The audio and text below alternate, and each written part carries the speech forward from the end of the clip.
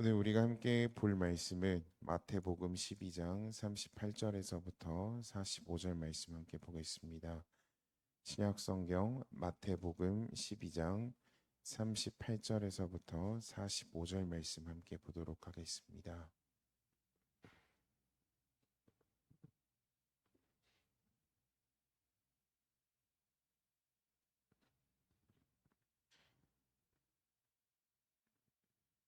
네, 12장 38절에서부터 45절 말씀입니다. 마태복음 12장 38절에서부터 45절 말씀 보겠습니다. 한 절씩 교독하겠습니다. 제가 먼저 38절부터 읽겠습니다. 그때 서기관과 바리새인 중 몇 사람이 말하되 선생님이여 우리에게 표적 보여주시기를 원하나이다.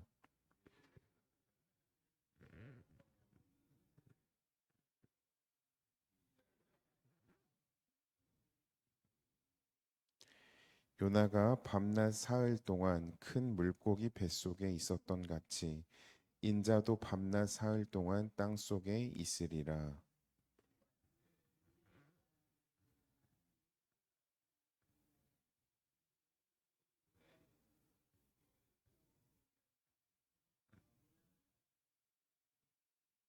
심판 때에 남방 여왕이 일어나 이 세대 사람을 정죄하리니 이는 그가 솔로몬의 지혜로운 말을 들으려고 땅 끝에서 왔음이거니와 솔로몬보다 더 큰 이가 여기 있느니라.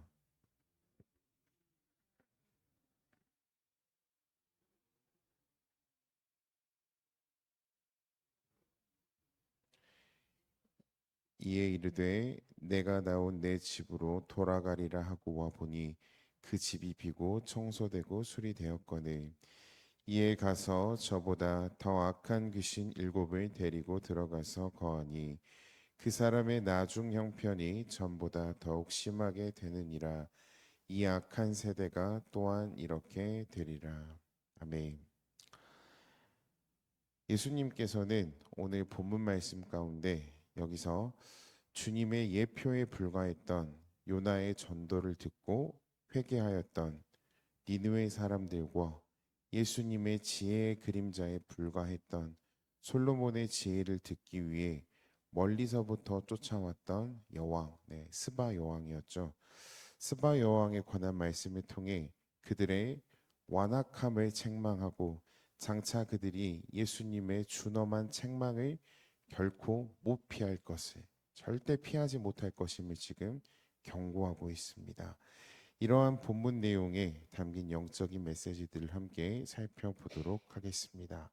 첫 번째입니다. 말씀을 믿지 않는 자들에게는 기사, 즉 표적 또한 무효하다라는 것입니다.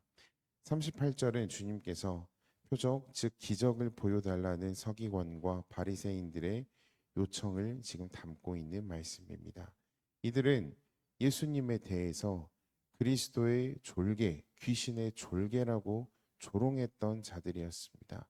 예수님을 보고 예수님과 그 제자들을 보고 너네들은 귀신의 졸개에 불과해 악한 영에 의해 사로잡혀서 단지 어떠한 기적만을 보여주는 정말 아무것도 되지 않는 자들이야 라고 놀렸다라는 것이죠. 그러므로 그들이 표적을 달라고 기적을 한번 보여봐 라고 요청한 것은 그것을 보고 회개하고 아 정말 저분이 살아계신 하나님의 아들과 동일 본질이신 분이구나 라는 것을 믿고자 함이 아니라 오히려 그곳으로 예수를 모함하기 위한 악의에서부터 나온 요청이었다라는 것입니다.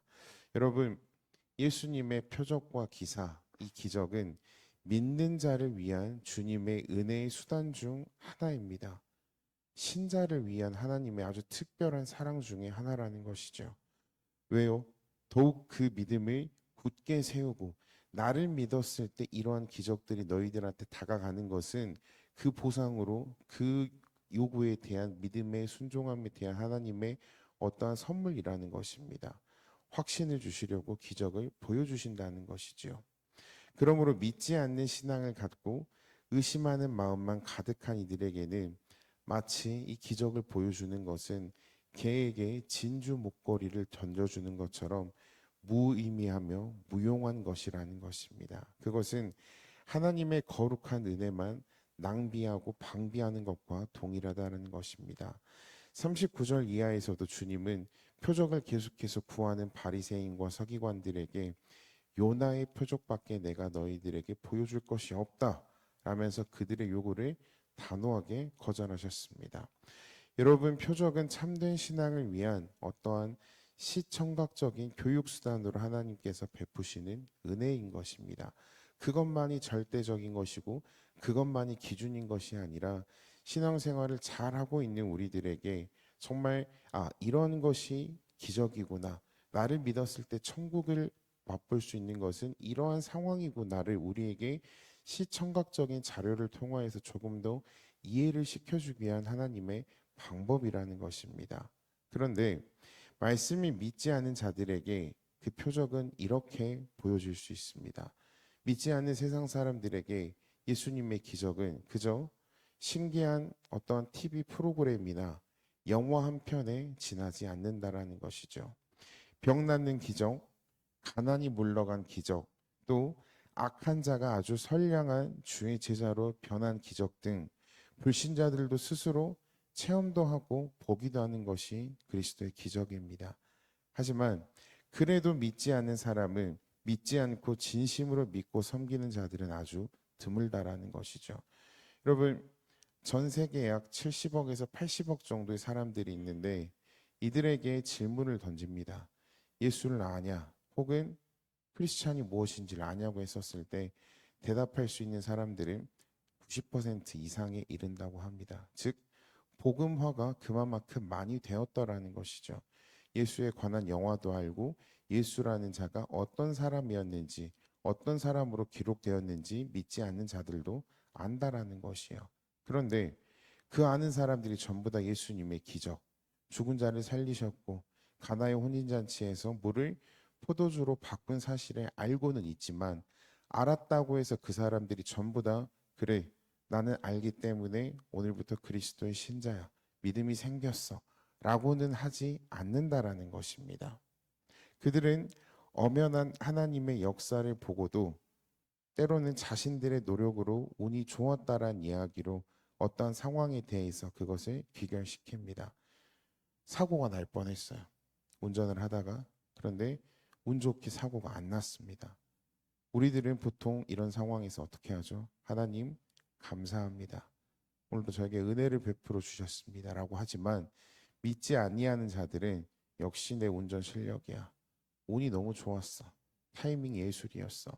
라는 식으로 그 기적과 은혜를 우리는 오해를 하는 자들이 있다라는 것입니다. 우리는 진실로 주님의 제자된 자들로서 표적만을 구하는 신앙생활을 해서는 안 된다라는 것입니다. 오직 우리는 기록된 66권 성경 말씀을 내 신앙의 기반과 표준으로 삼아야만 할 줄로 믿습니다. 그럴 때 우리의 신앙도 견고해지며 하나님께서 믿는 자를 위해 베푸시는 표적 또한 은혜 가운데 체험하게 될 줄로 믿습니다.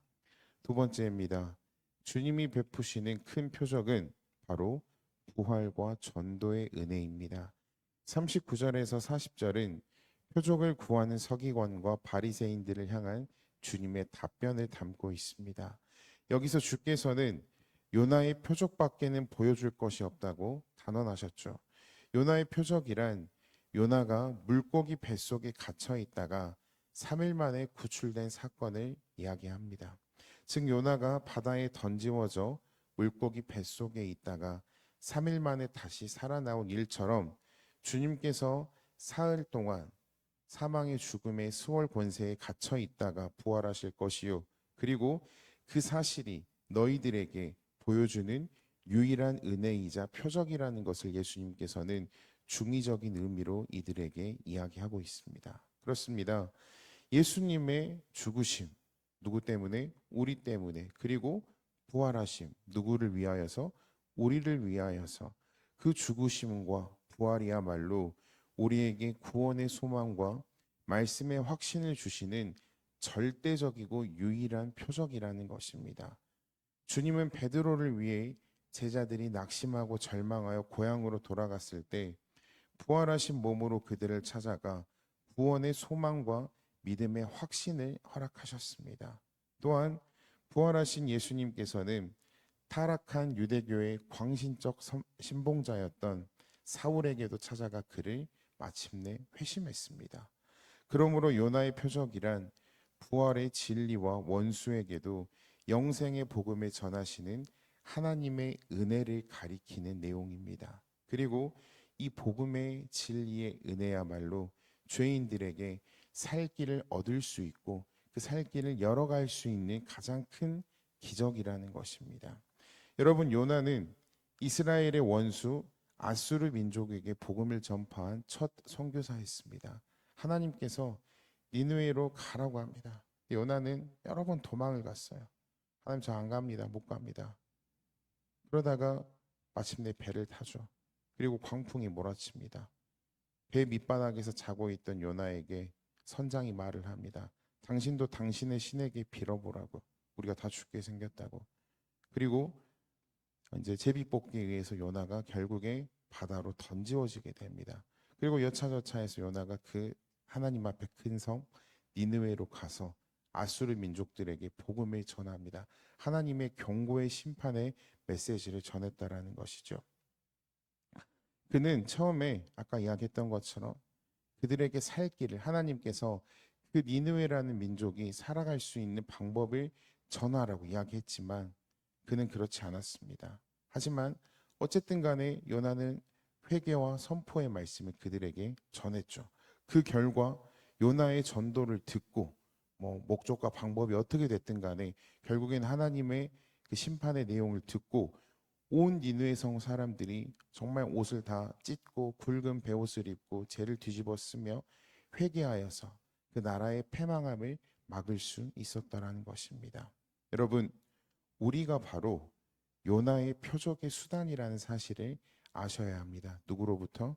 세상 사람들로부터입니다. 그리스도의 부활에 우리는 증인입니다. 그리고 영생의 복음을 전하는 우리는 누구들이죠? 전도자들입니다. 하나님께서 오늘도 이 죄악된 세상에 베푸시는 큰 기적이 바로 우리의 증거와 전도라는 것을 여러분들 믿으시길 바라겠습니다. 그리고 내가 요나의 표적의 증인이라는 사실에 대해서 기뻐하고 자랑스러워하면서 한 명의 그리스도인답게 충실히 이 삶을 살아나가시길 바라겠습니다. 더욱더 복음 전파에 힘쓰는 여러분들의 삶이 되기를 주님의 이름으로 축복합니다. 마지막 세 번째입니다. 사탄의 역사가 가장 선호하는 장소는 바로 예수로 채워지지 않는 빈 마음속입니다. 44절에서부터 45절은 한 번 주님께 고침받은 영혼이 주님을 그 마음의 왕으로 모시지 않으면 어떤 무서운 결과가 닥치는지를 교훈하신 내용입니다. 어제 주일 담임 목사님께서도 설교 시간에 말씀하셨습니다. 기도원 가운데 정말 병고침을 받기 위해서 숱한 기도를 하고 병고침을 받았는데 그 받은 사람이 결국 어떻게 됐다 했죠? 다시는 예수를 믿지 않았었던 그 예전의 생활로 돌아가서 그 결과가 좋지 않다라는 예화를 말씀하셨습니다. 그렇습니다. 주님은 먼저 귀신이 나간 집은 깨끗하게 청소된 집이라고 하셨습니다. 히브리서 기자는 그 깨끗하게 소재된 집이 회개한 심령이라고 설명합니다. 히브리서 10장 22절에 이렇게 기록이 되어 있죠. 우리가 마음의 뿌림을 받아 양심의 악을 깨닫고 몸을 맑은 물로 씻었으니 결국 주님이 가르치신 깨끗한 집은 주님 앞에 그 옛 죄를 회개한 심령이라는 것입니다. 깨끗하다라는 것이죠. 왜요? 성령과 말씀으로 주께서 우리를 청소했기 때문입니다. 그러나 그 청소가 끝난 것으로만 그치면 아무 소용이 없다라는 것이죠. 여러분, 청소가 끝나면 무엇을 해야죠? 집에서 청소 여러분들 하시잖아요. 네, 저도 집안일 청소 좋아합니다. 청소가 끝나면 여러분들 뭘 합니까? 또 청소를 해야 됩니다. 일정한 시간이 지나면 다시금 먼지가 쌓이고 다시금 쓰레기들이 차기 때문에 청소를 한 번 했다고 해서 끝나는 것이 결국 아니라는 것이죠. 청결하게 된 마음을 다시금 청결하게 할 수 있도록 우리는 말씀과 성령으로 계속해서 거듭나려고 하는 마음의 청소를 계속해서 해야만 합니다. 여러분, 사람이 거하지 않는 빈 집들을 보신 적이 다 있을 겁니다. 시골에 종종 보이는 폐가들을 보면 점점 먼지가 쌓이고 녹이 슬고 지저분해져서 결국 사람이 살 수 없는 환경으로 변합니다. 집도 사람이 거해야 집 노릇을 합니다. 그런데 그리스도 앞에 죄를 회개하기만 하고 그분의 자기 마음의 집 보좌에 영접하지 않는 사람, 또는 믿기는 믿되 말씀이 그 마음속에 진정으로 들어가 있지 않은 사람은 귀신들의 관점에서 보았을 때 빈 집으로 보이고 가장 먼저 다가가고 접근하기 쉬운 타겟이 될 수 있다라는 것입니다. 그리스도가 없는 공허한 심령, 이 빈 심령이 가장 위태로운 상태 중 하나일 것입니다. 특히 주를 믿노라 고백도 하고 회개도 한 사람이 그 마음 가운데서 주님을 잊어버린다면 그 형편이 안 믿을 때보다 더욱더 비참하게 된다는 사실을 분명히 기억하시길 바라겠습니다. 히브리서 6장 4절에서부터 6절 말씀을 보면은 이렇게 기록되어 있어요. 타락한 자들은 다시 새롭게 하여 회개하게 할 수 없나니 이는 그들이 하나님의 아들을 다시 십자가에 못 박아 드러내놓고 욕되게 함이라 라고 히브리서 기자는 정확히 이야기합니다. 믿다가 타락한 사람에게는 어떠한 기회가 주어지지 않는다고요? 회개할 수 있는 기회가 주어지지 않는다라는 것입니다. 왜요? 그 기회는 바로 하나님의 아들을 다시 우리가 십자가에 못 박아 드러내놓고 욕하는 것이라고 말씀한 겁니다. 십자가에서 예수님께서 우리의 죄를 위하여서 죽으셨어요. 근데 우리가 회개를 다시 하지 않고 다시 예전의 생활로 돌아가는 것은 이미 한번 죽으셨던 예수님을 다시 십자가에 우리가 못 박아 놓고 거 봐라 예수는 결국 죽었다라고 비방하는 자들과 똑같다라는 것입니다. 그래서 하나님께서는 믿다가 다시금 하나님을 회방하는 자들을, 성령을 회방하는 자들을 향하여서 회개할 기회가 없다라는 말씀을 주고 계시는 것이죠. 여러분, 여러 귀신들이 영원히 거할 처소로 삼는다라는 것입니다. 계속해서 마음을 청결하게 청소하지 않는 자들에게는 귀신이 타겟이 되어서 그 마음을 장악하기가 쉽다라는 것이죠. 얼마나 무서운 경고의 말씀인지 다시 한번 살펴보시길 바라겠습니다. 주님을 배신한 사람의 결과는 어떻게 됐죠? 가룟 유다의 삶을 보면은 비참하게 자살로 생을 마감했습니다. 그리고 디모데후서 4장 10절의 말씀을 보면 데마라고 하는 한 전도자가 나오는데 그는 전도자의 생활을 하다가 세상으로 되돌아갔습니다. 그런데 구전에 의하면 성경에 기록된 건 아니지만 구전에 의하면 우상 신전의 사제가 되어 온갖 악한 일을 하다가 죽었다라는 기록이 있습니다. 어떻습니까? 여러분의 마음속에 예수님만이 유일한 왕으로 자리 잡고 있습니까? 아니면 세상에 대한 연민과 근심과 걱정과 탐심이 아직 남아 있습니까? 바울 사도는 고린도후서 13장 5절에 이렇게 경고합니다. 너희가 믿음에 있는가? 너희 자신을 시험하고 너희 자신을 확증하라. 예수 그리스도께서 너희 안에 계신 줄을 너희가 스스로 알지 못하느냐? 그렇지 않으면 너희가 버리운 자니라 고 말씀했습니다. 여러분들 회색 분자라는 말을 다 들어봤을 것입니다. 이 편도 저 편도 아닌 중간 지대에 있는 자들을 가리키는 말입니다. 이런 사람은 양쪽 전부에서 비난을 받기도 하고 쓸모없는 자로 간주받기가 쉽습니다. 우리도 신앙의 회색 분자가 되지 않도록 스스로를 잘 경계하시길 바랍니다. 말씀 가운데도 뜨겁든지 차든지 둘 중에 하나를 하라고 합니다. 미지근한 신앙의 온도야말로 여기서도 타겟이 되기 쉽고 저기서도 타겟이 되기 쉽다라는 내용이죠. 주를 믿는다고 하면서도 그리스도를 나의 마음에 모시지 않는 빈 마음을 삼가서 절대로 하지 마시고 정말 뜨거운 마음을 가지고 주를 섬기는데 최선을 다하시길 바라겠습니다. 더욱더 적극적으로 열심히 주를 사모하고 우리는 충성해야만 되는 줄로 믿습니다. 그리하였을 때 더러운 영 대신에 거룩한 생명의 영이신 성령께서 우리의 마음과 생활을 통치해 나가실 것입니다. 오늘 말씀의 결론입니다. 주님은 말씀에 순종함이 없이 표정만을 습관적으로 요구하는 자들에게 그들이 하나님의 준엄한 심판을 피하지 못할 것임을 교훈으로 또 비유로 경고하고 또 경고하셨습니다. 당시 유대인들은 자신과 자신의 나라가 아주 깨끗한 상태라고 착각하면서 살았습니다. 여러분, 이게 역사적으로 무슨 이야기냐면요.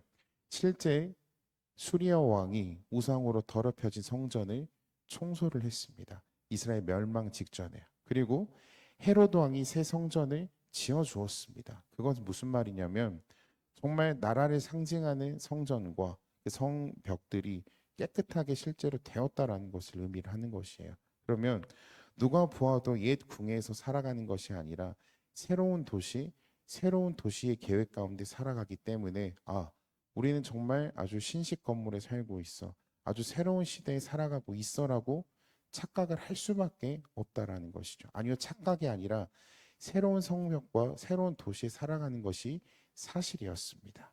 그러나 겉은 새롭고 깨끗할지 몰랐겠지만 그 마음은 마치 더러운 묘지 같은 상태였다라고 마태복음 23장 27절에 예수님께서는 정확하게 말씀하셨습니다.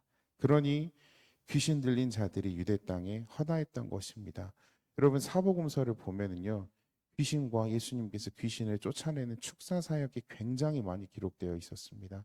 이것은 단지 예수님이 어떤 신적인 능력을 보여주기 위해서 일부러 넣어둔 사건이 아니라 실제 그 귀신 들린 땅이 바로 그 땅이었기 때문에 예수님께서 돌아다니는 곳마다 그 귀신을 쫓아내는 축사 사역을 당연히 할 수밖에 없었더라는 역사적인 사실이 대변해주고 있는 정말 실제의 내용이라는 것입니다.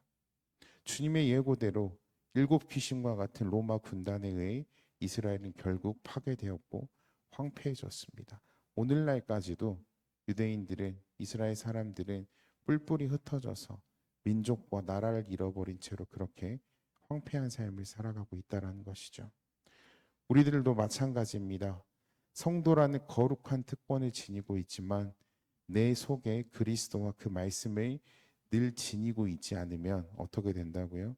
귀신이 딱 사로잡기 좋은 상태가 된다라는 것입니다. 귀신의 놀이터가 되기 쉽다라는 것입니다. 아무리 기적을 내가 체험하고 또 보았어도 문제는 내 마음의 현재 상태라는 것을 예수님께서는 강조하셨습니다. 우리가 성령 체험 사역 이런 것들 여러분들 다 해보신 적이 있는 분들도 있고 없는 분도 있으실 것입니다. 그 순간은 굉장히 뜨겁습니다. 하지만 그 순간의 뜨거움이 평생의 내 신앙을 결코 책임져 주는 것은 아니라는 것이에요. 평생의 내 신앙을 채워줄 수 있고 평생의 내 심령을 채워줄 수 있는 것은 기적과 표적이 아니라 오직 살아있는 그리스도 예수의 말씀인 이 성경 내용이라는 것입니다. 이것이 승리하는 방법이요, 하나님의 자녀답게 살아가는 방법을 기억하면서 오늘 하루 그 삶 가운데도 하나님의 영인 성령님과 함께 충만하게 동행하셔서 주께서 주시는 기쁨으로 말미암아 승리해 나갈 수 있는 여러분들이 되기를 주님의 이름으로 축복합니다. 기도하고 마치겠습니다.